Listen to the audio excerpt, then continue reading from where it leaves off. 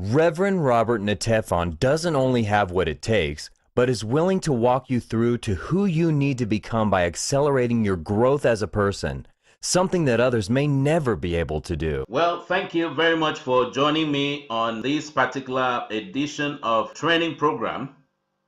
This training is titled From Personal Leadership to Leading Others.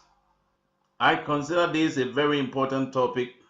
Reason, it is John Maxwell that made it popular. I don't know whether he is the originator of this, but he says that everything rises or falls on leadership.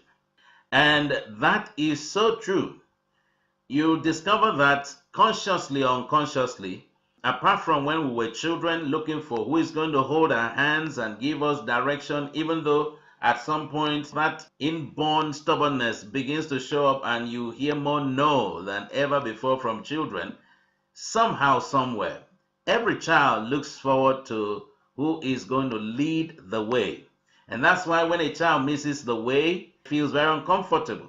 Of course, that's one of the natural fears that human beings carry about.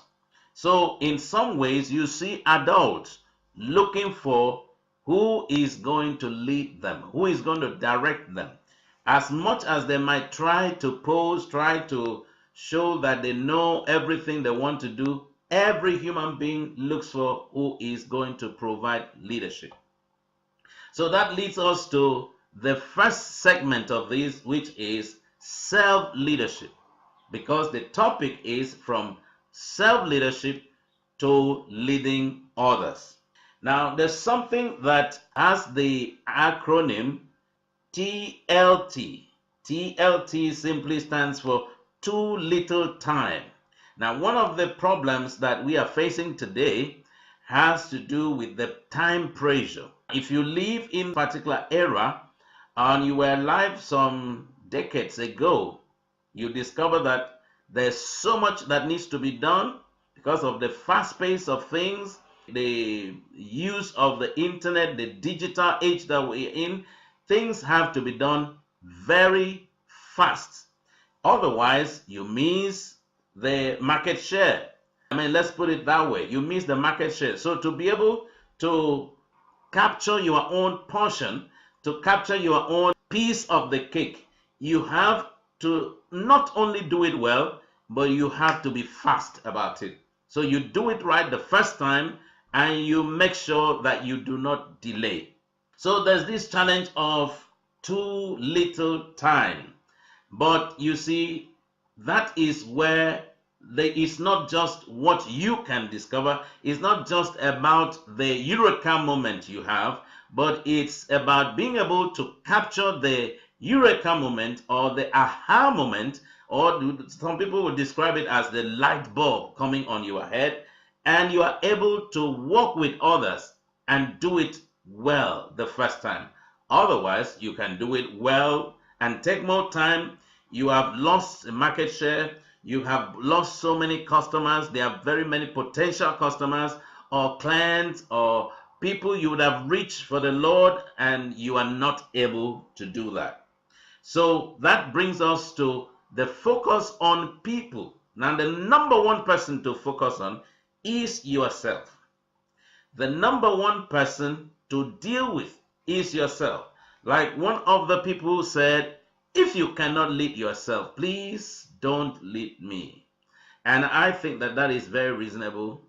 It is very reasonable. It's not something to argue about. If somebody is supposed to provide leadership, then we should expect that person to be able to lead himself. At least the basic things. Let it not be for the things that are expected and the person can't do it or doesn't have an idea, has no clue about how to go about the things that have to be done. You have established that this room is mine, so you keep things anyhow. How is that helping you in leading yourself? Now, why is that important? Because it will affect your productivity. If you spend more than 5 minutes every day to be looking for your bunch of keys, why can't it have a place? Why can't it be in a particular place? So let's go back to the second or the third thing we need to look at, and that is power. Now, why is it important to look at power? Power intoxicates.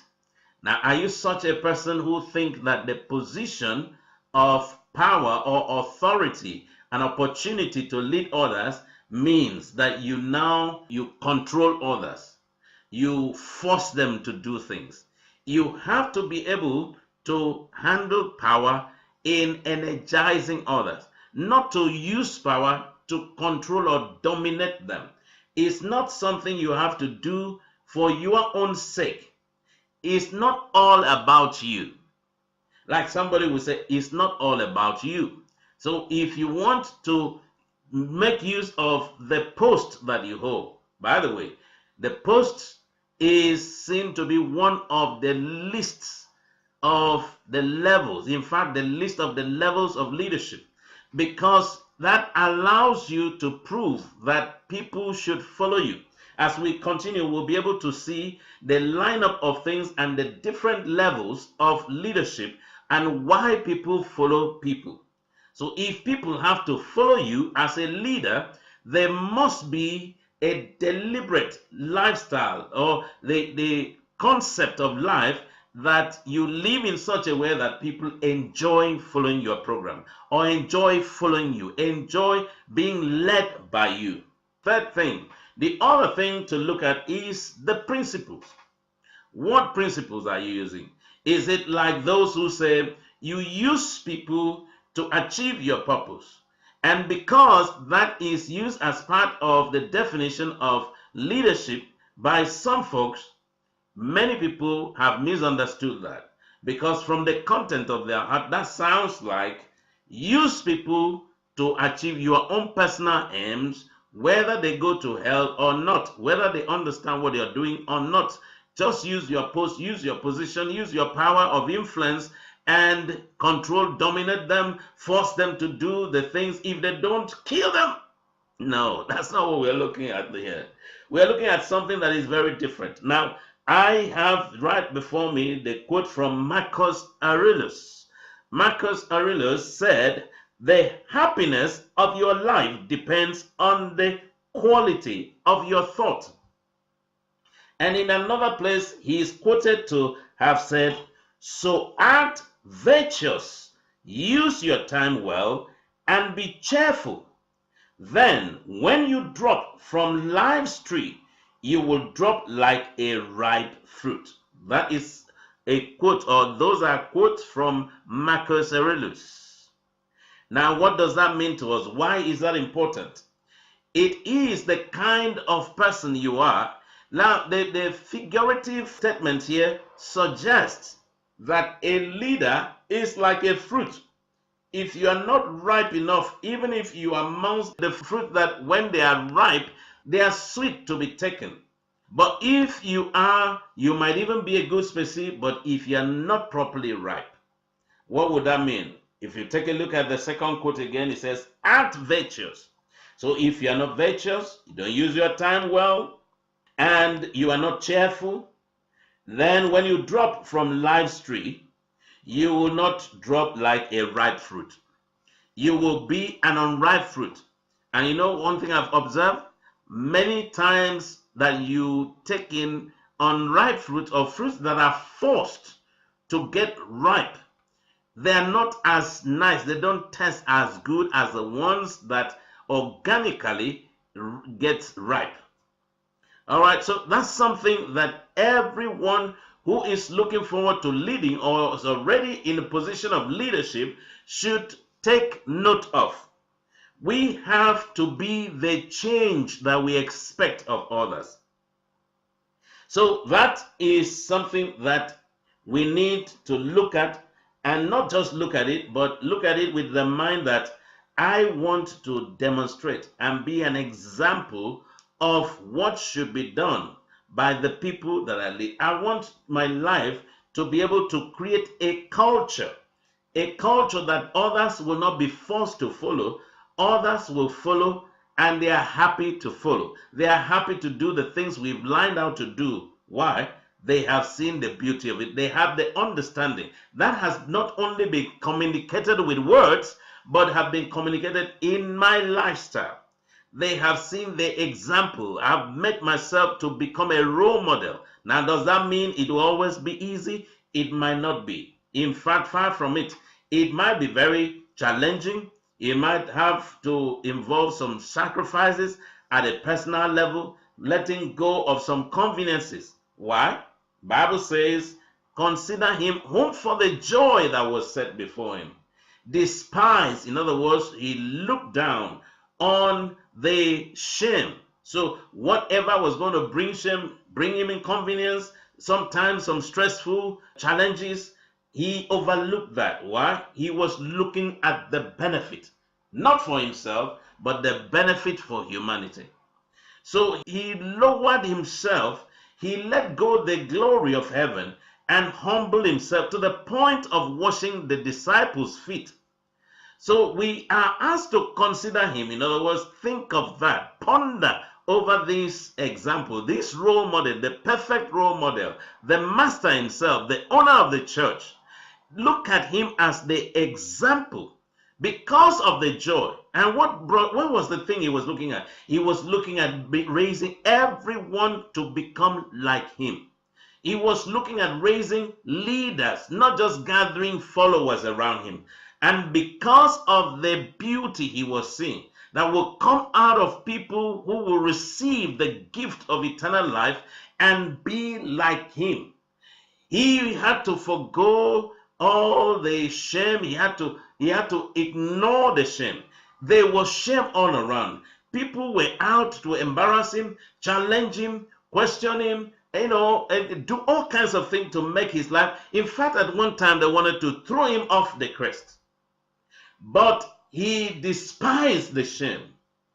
He despised the shame and focused on the crown. We are the people he had to inconvenience himself for, because he wanted us to be like him, because that was the original plan that the Father has. Now, the man called D. Hook, the founder of Visa, said, if you want to lead, invest at least 40% of your time in leading yourself. How powerful is that? What a concept. Use at least 40% of your time. See, many times we tend to think that the more active you are, the busier you are, the more effective. They have nothing in common. There's no correlation. If you are not living a life that is prioritized, a life that you can set your heart to get something done, you set the goal and you make sure that you are not deviated. Now, if you have ever thought of starting a business and becoming a business owner, as much as at the beginning, especially for those who don't have very large amount to start up with, you don't have a much amount as a startup purse or amount for your business, you will observe that you will put in a lot of your time to put things in place alone. However, that is a lot easier today because you can put it a lot, especially the more skillful you are with the techie things. But when it gets to a certain point, doesn't matter how techie you are, you have to shift from being the person working in the business and begin to work on the business. You invest more of the time into yourself, your self-development, personal development. You do a lot more of the reading, you do a lot more of the bringing in of the business, and hands off doing the business by yourself. This is one reason why many people don't want to start business, because they cannot see themselves move from where you are the one doing it and being paid. In other words, the mentality is the mentality of an employee. But you have to shift from that to the level or the mentality of an employer of labor. How do they behave? They supervise and inspect what they expect. They supervise the work that is supposed to be done and inspect what they are expecting as the outcome. They have to train themselves in how to be public speakers. They have to be people who know how to persuade others. They have to be people who know how to be very convincing. But more than that, they have the interest and the welfare of their workers at heart. Because if you take good care of your workers, you know that your worker will take good care of the business. You give them a sense of ownership of what they are doing for you. Don't just be happy and proud to say they work for me, but give them a portion of that business to own so that they become co-owners. We have some examples of companies like that. John Lewis is said to be one of the examples of that. You work there after a while and you are known to be an asset to the company. You are allowed to buy some shares, or as a reward, you are awarded some shares in the company so that you co-own it. Guess what that will do to an employee? It suddenly would cause him to think differently. And of course, they pay them well. They look after them well. They look after their well-being, not just their salary. They are able to gain their commitment. Now, somebody taking a salary from your work or your business does not mean the person is committed. That's another thing altogether. So let's keep looking at this. Hogg said, if you want to lead, invest at least 40% of your time in leading yourself. So we are still looking at self-leadership. Self-leadership is a must if you must be a leader. And remember, we started by saying, repeating the quote from John Maxwell. At least I know he made it popular. I don't know the originator of it. But it's so true that everything rises or falls on leadership. It's a fact that even unsatisfied students often want to do, trying to score the teacher. Sometimes these lecturers, they're not doing their work well, but somehow because they are physically there, they give assessment that somehow they want to favor them. They don't want them to lose their job. You know, some of them have a very good heart. I mean, I'm just through with a course I was doing, and I noticed that even the lecturer that most students were not happy with, somehow they scored him well because they don't want him to lose his job. They don't want to be the reason for him missing what is helping him to look after his life and his family.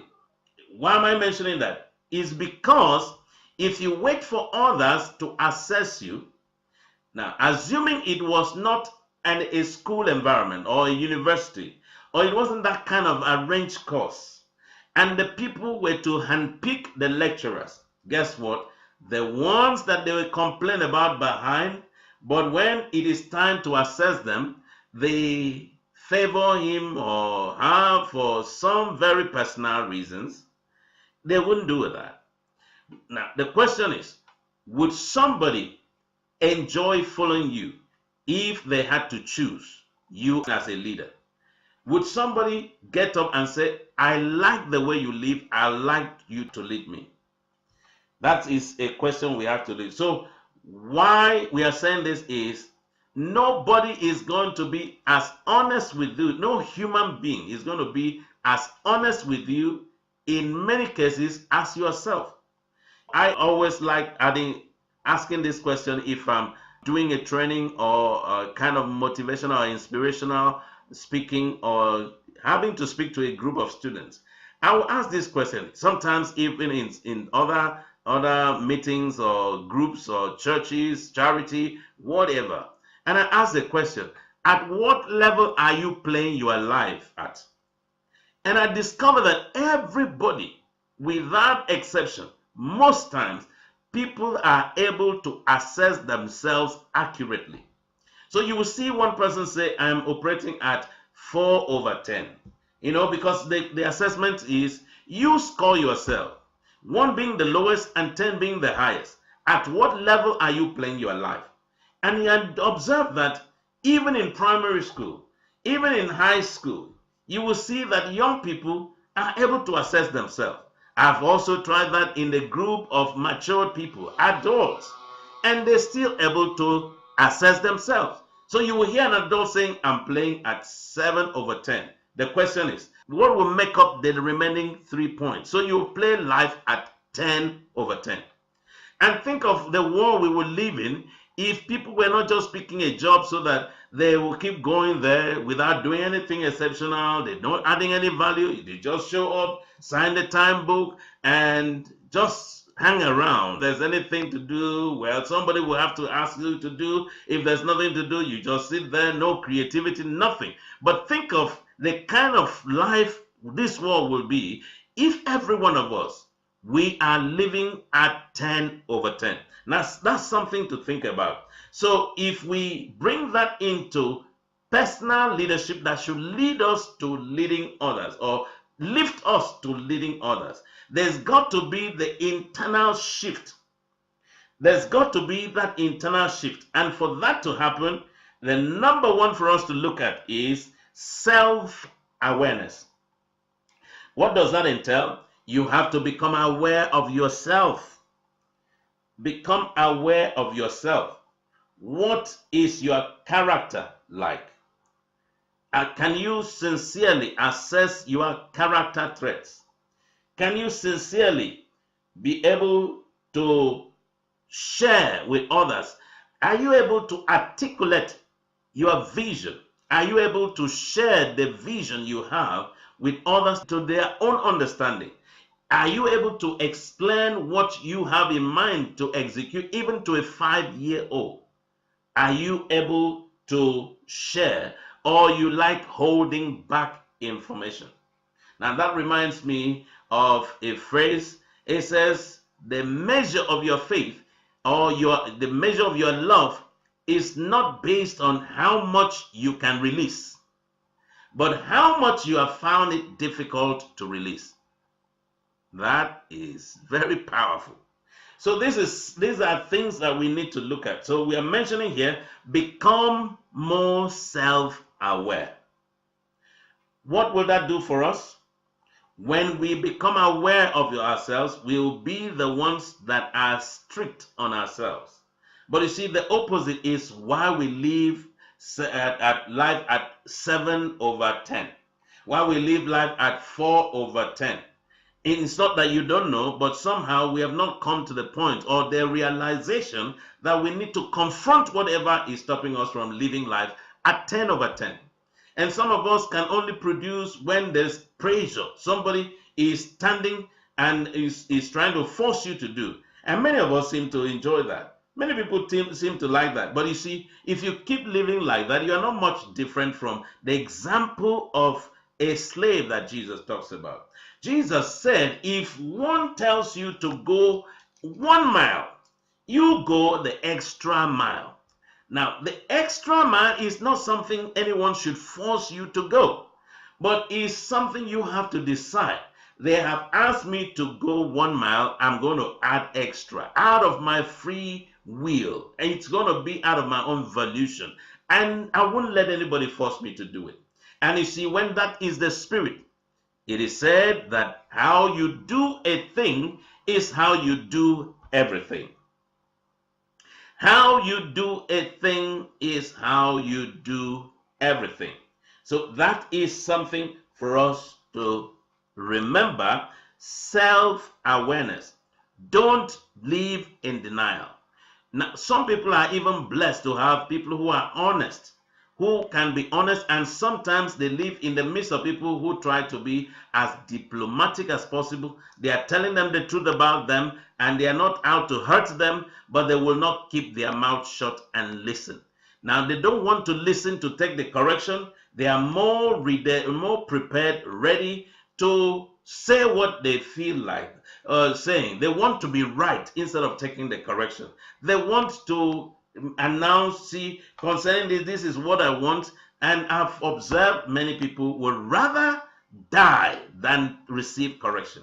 They would rather die than not be right or feel right. Because some of them obviously are wrong, but they want to feel right. The feeling is all they want. They don't care whether they are doing it right or not. Now, how do we know you are doing right? It's that you're producing the result that is expected, the result that you are supposed to. And many after that, after the argument, will only have excuses. Excuses is not helping anyone.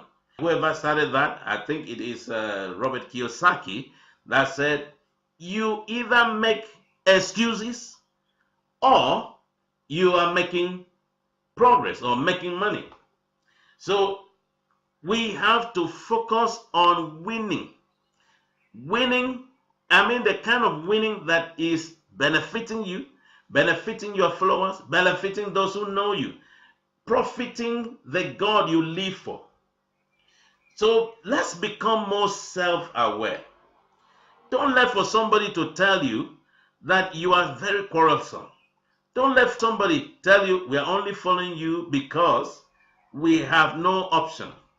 As we continue and we talk about why people will follow you, you will see that as a leader, you have to first be able to lead yourself.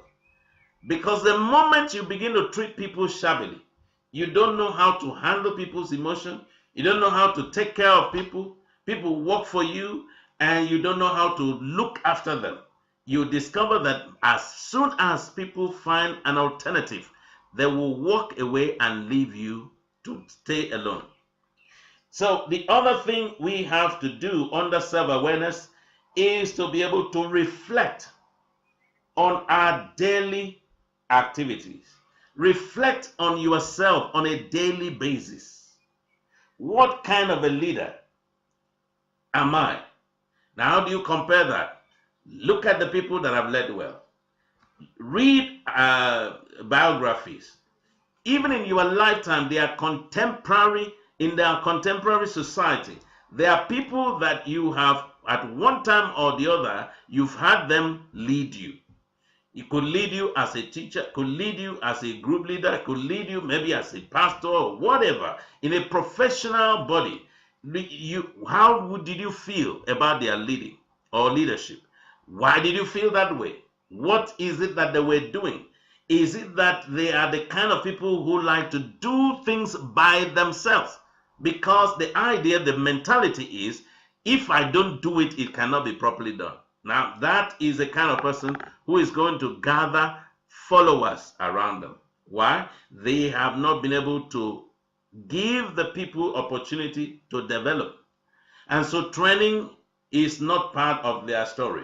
They want to act the superstar. They want to be the only star shining. Let me tell you something. If you're the kind of person who wants to always shine every time, others are just there to be taking snapshots of you, or they're just snapping you so they put it on Facebook or Instagram and all that, and they don't have the opportunity to do certain things that you are supposed to delegate onto them. After a while, you will observe that they will grow to a level they cannot keep staying at that level. The only reason why they will follow you or keep following you is that you are growing yourself. You are also giving them opportunity to grow. A recent study has shown that people perform best even in the place of work because they have the inner longing to grow. Now, when they are able to grow, their happiness level rises. Their health is good, and their relationship with others. When they grow, they are able to prosper. They are able to prosper inside and outside. They are able to interact and relate with others because growth is what is allowing them to make more money, allowing them to live freer. They are able to put spirit, soul, and body together. So I believe in that discovery, that when people have an environment, this is my take on that, when people have an environment created for them to grow, they like to come back there. They want to be there. Why? The environment allowed them or given them the space for growth. These are very powerful stuff, and I believe that we are taking this in. So under self-awareness, become aware of your personal character traits. Secondly, there's got to be the self-reflection. You got to be able to reflect on yourself and the things you do. It is your business to raise your level. Raise the game. Don't keep playing at the level you played yesterday. I think it's the Chinese, one of their concepts is what they call the Kaiser Approach. That should be how every leader should live. Keep improving on yourself. The Kaiser approach, ever increasing improvement, if I'm to put it in my own paraphrase. Now, there's got to be the development of human compassion. Gone are the days when wicked taskmasters were the ones that were managers, were the ones that were business owners, who forced people. Even then, you can think about somebody like Andrew Carnegie.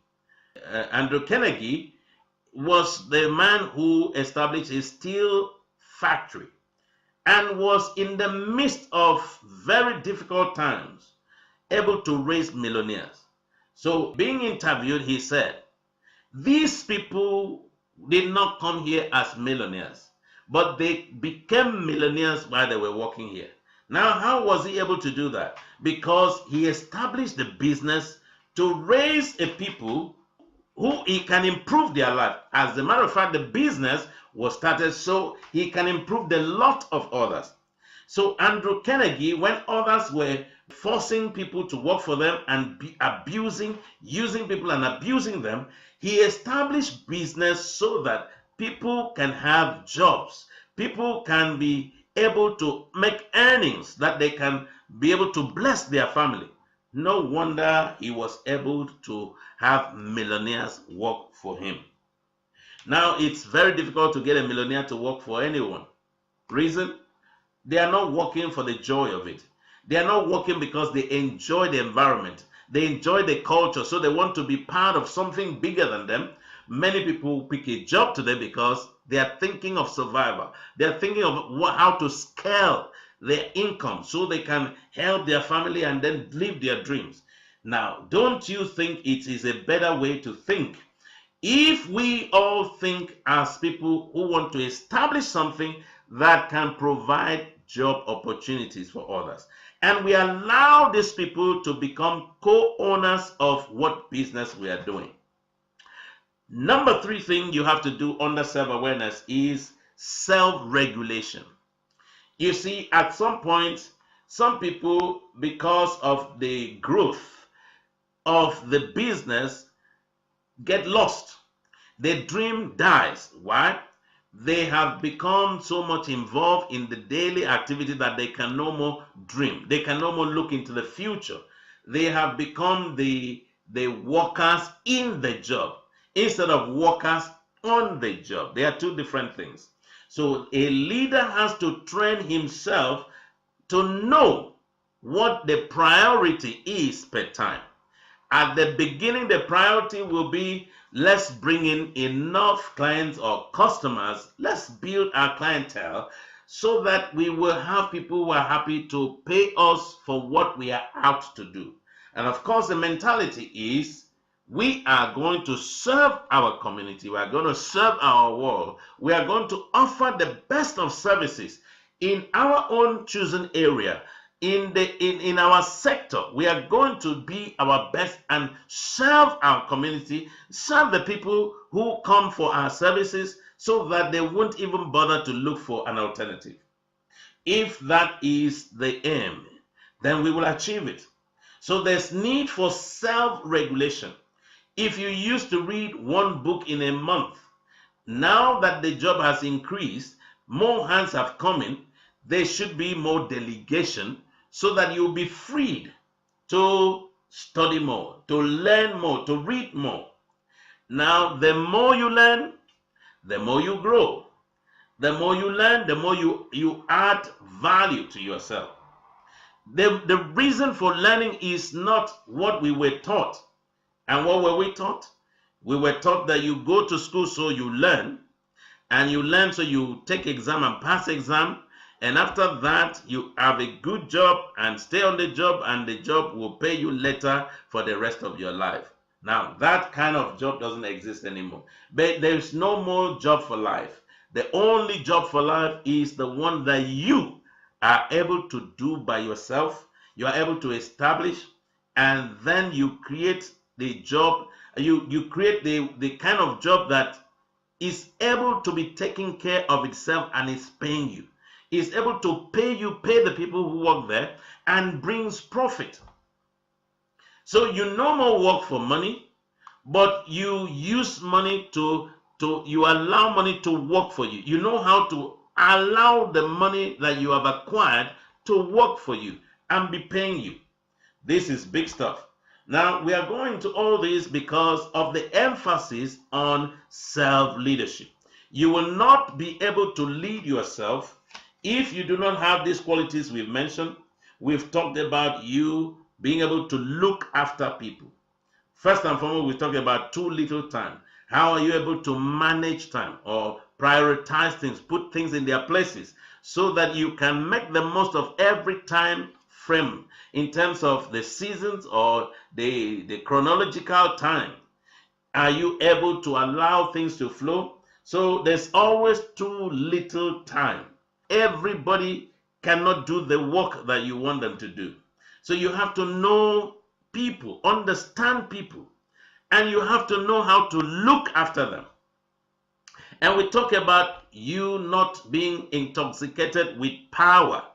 You use power to lead, but you don't use power to manipulate people, but you use the power to put things in their places, lay the structure, and be able to put the right people in their rightful places.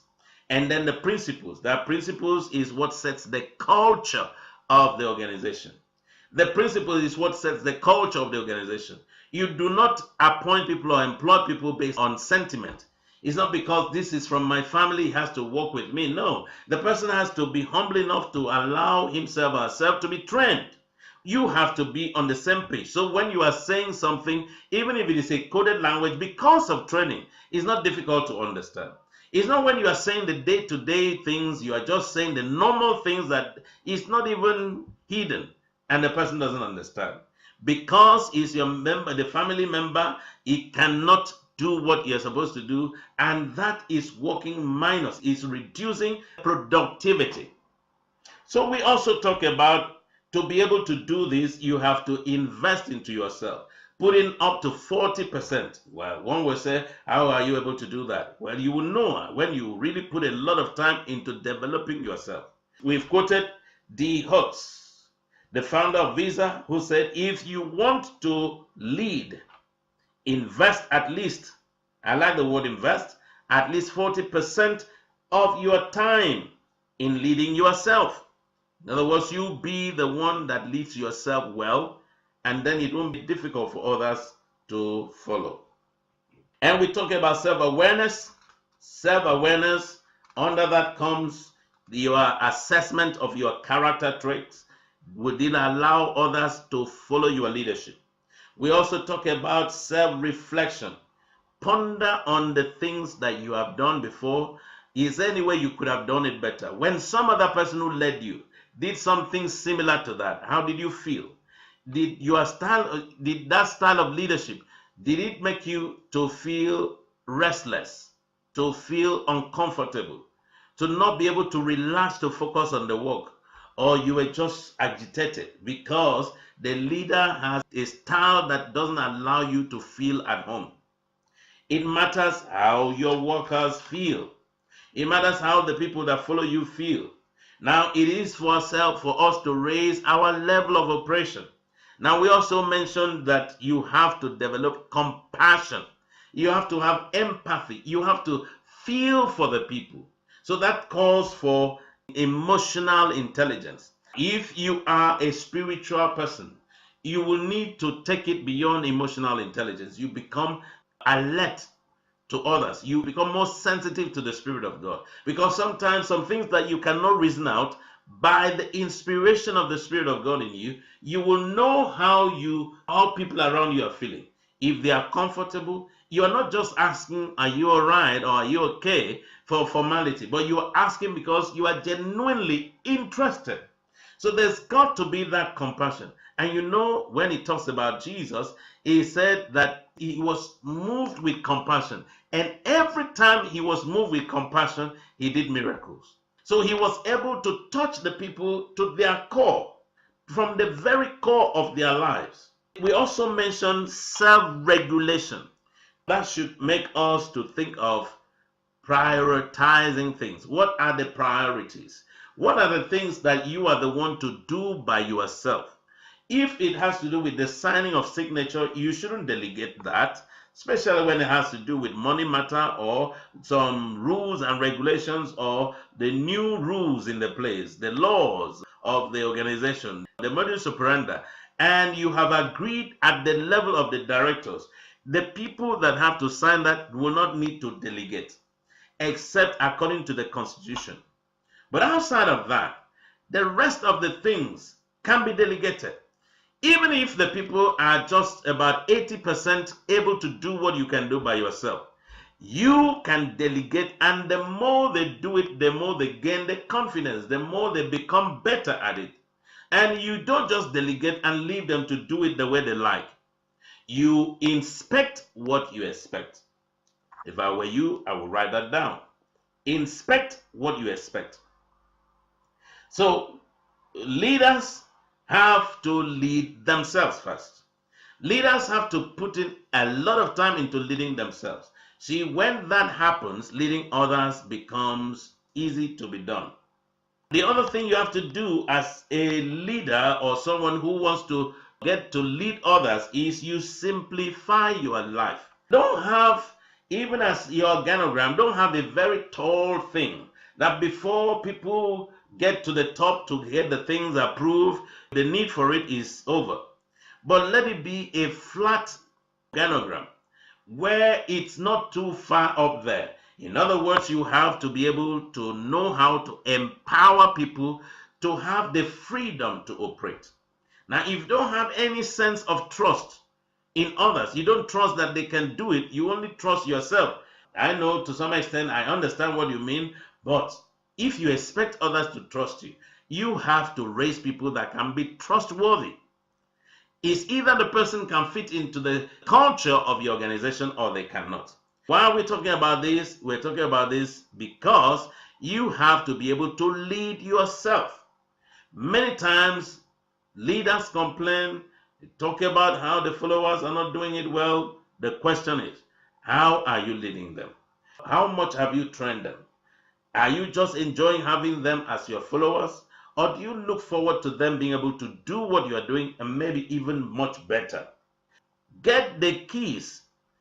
No, when it has to do with human beings, there's got to be training. And training takes time.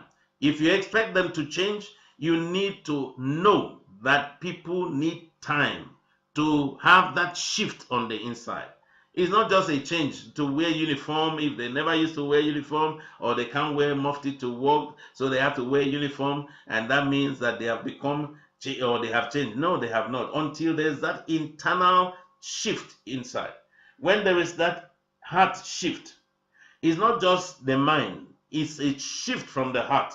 That's what we're looking at. So we have to be able to lead ourselves. We have to be able to get the keys. We have to know the concept. We have to pick the right concept. Let us not be like those who say, make sure you force them to do it. Whether they like it or not, make sure you hold on to power, and all you do is force them or manipulate, control them. Let them get it done. This vision is yours. It's not anybody's own, so they must do it your own way. No, let's grow to the point where we know others are looking for environment to grow. Do you think it's important for your people or those you want to lead to grow? Or do you see them as the ultimate? They cannot grow beyond where you are. If you do that, then that sense of insecurity will set in. And if you have any sense of insecurity, you will not be able to lead reasonable people. You won't be able to lead people who are going somewhere. But if you are the kind of leader who is happy to create environment for others to grow, and you are not intimidated by giving them some level of authority, the freedom to exercise authority.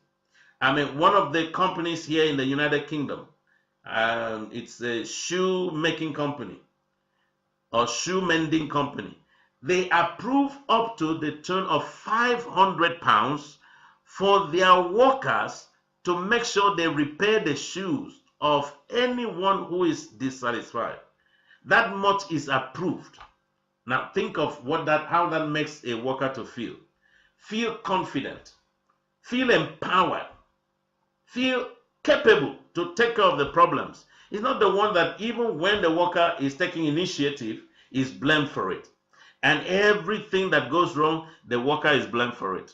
Everything that goes right, they don't hear about the praise. No, that's not it. So the mentality of a leader has to be higher in terms of the attitude, in terms of how you see things. What is self-leadership? According to Jim Cathcart, self-leadership is being able to do the right things, or in other words, or what has to be done, when it has to be done, whether you feel like it or not, and then you do it well. I might have done some paraphrasing, but that is the sense. Let me take that again. Okay, let me actually quote it the way he said it. Self-leadership is the ability to get yourself to do what needs to be done, when it needs to be done, whether you feel like it or not, and still do it well. That's from Jim Cathcart. So that is what we are talking about.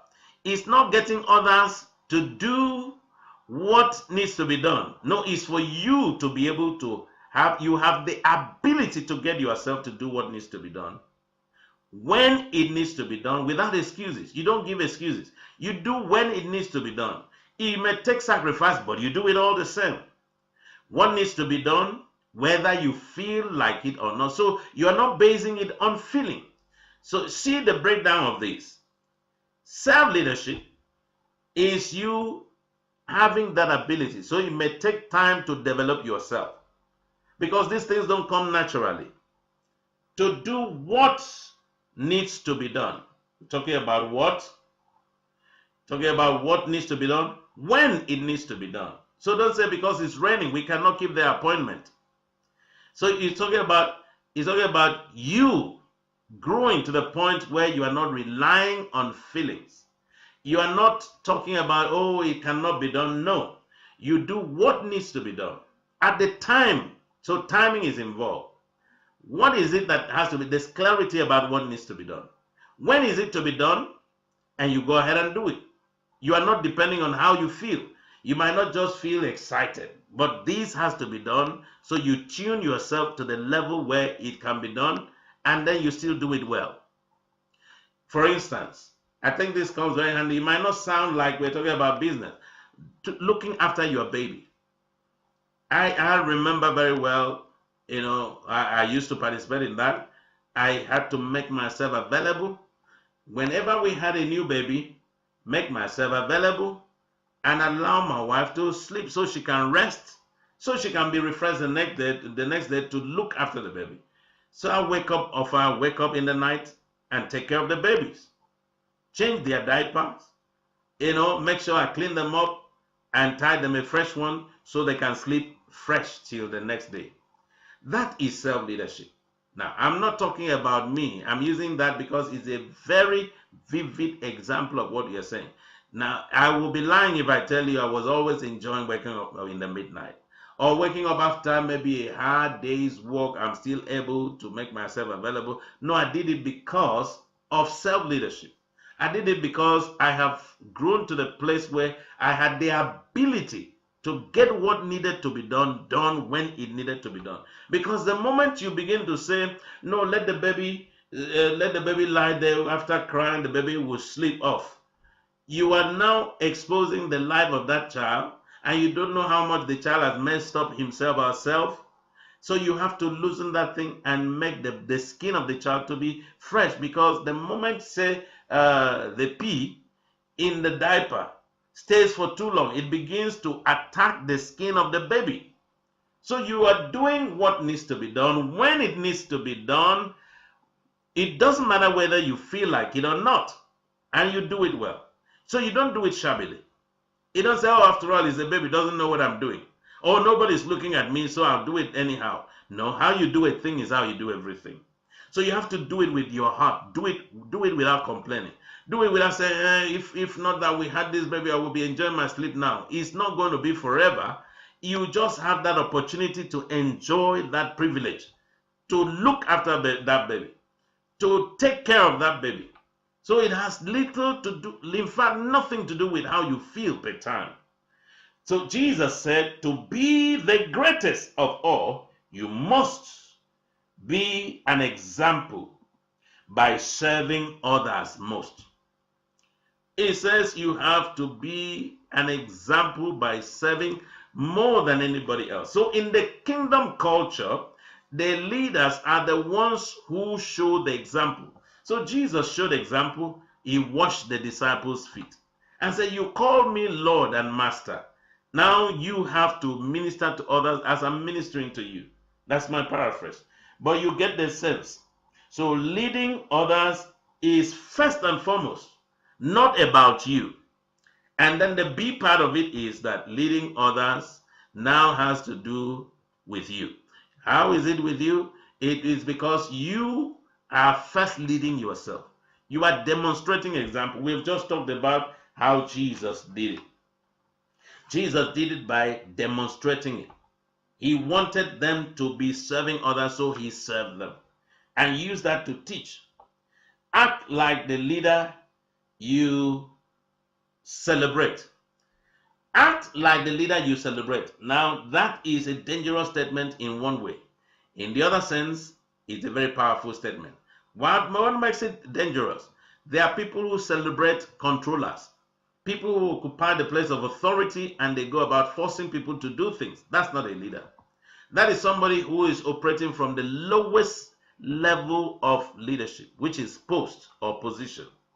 But a leader you celebrate, if a leader you celebrate is the one who has all the qualities that will create an environment for somebody to walk in, a novice, and before you know what is happening, 3 to 6 months down the lane, you discover this person has changed.